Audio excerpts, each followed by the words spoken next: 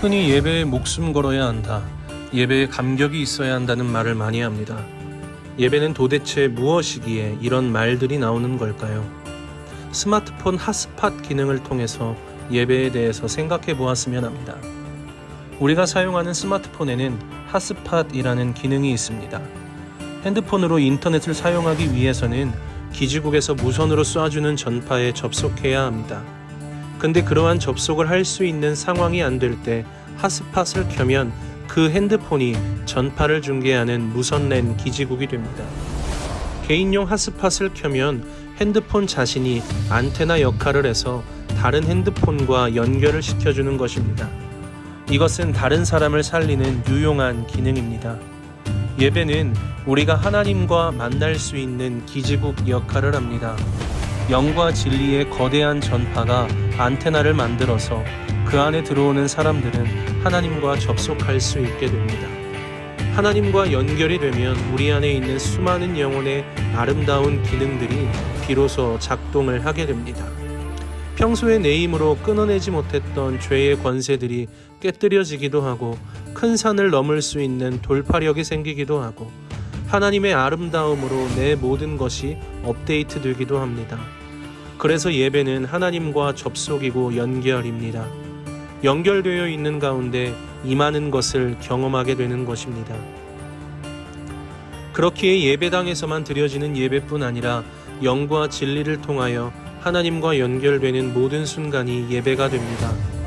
내가 새벽 날개치며 바다 끝에 거할지라도 하나님의 임재의 전파는 바로 그곳에도 있기 때문입니다. 보이지 않는 유기를 충만한 접속과 연결 가운데 살아왔던 사람들이 한자리에 모여서 보이는 주일의 예배를 드릴 때 하나님의 임재는 폭발적으로 임하게 됩니다. 그럴듯한 악기나 조명이나 시설이 아닌 바로 이 존재들이 예배를 살아있게 만드는 본질인 것입니다. 그리고 이러한 예배자들의 각자의 섬김의 자리로 흩어질 때 그들은 그곳에서 핫스팟이 됩니다. 과연 우리는 어떤 핫스팟인가요? 6일 동안 하나님과 연결이 끊어질 대로 끊어진 사람들이 다시금 하나님께 연결되게 만드는 기지국의 역할을 하는 것입니다. 각 자리에 흩어진 예배자들이 이러한 핫스팟을 개방할 때 그 예배에는 하나님의 충만한 임재가 임하게 됩니다. 그리고 그 안테나 속에서는 하나님에게서 오는 데이터가 완전히 끊어졌던 사람들조차 소생을 경험합니다. 구약 성경에도 이런 모습이 나옵니다. 사무엘상 19장을 보면 사울이 도피한 다윗을 잡으려고 라마나요스로 가는데 거기서 다윗을 잡으려고 전령들을 보냅니다. 그런데 그 전령들이 선지자 무리가 예언하는 곳에 가니 하나님이 영이 그들에게 임해서 그들도 예언을 하게 됩니다. 한 번 더 보내니 그들도 예언을 합니다. 결국에는 사울이 직접 그곳으로 가게 되는데 하나님의 영이 사울에게도 임해 사울도 예언을 하고 사울도 선지자 중에 있느냐라는 속담까지 등장하게 됩니다.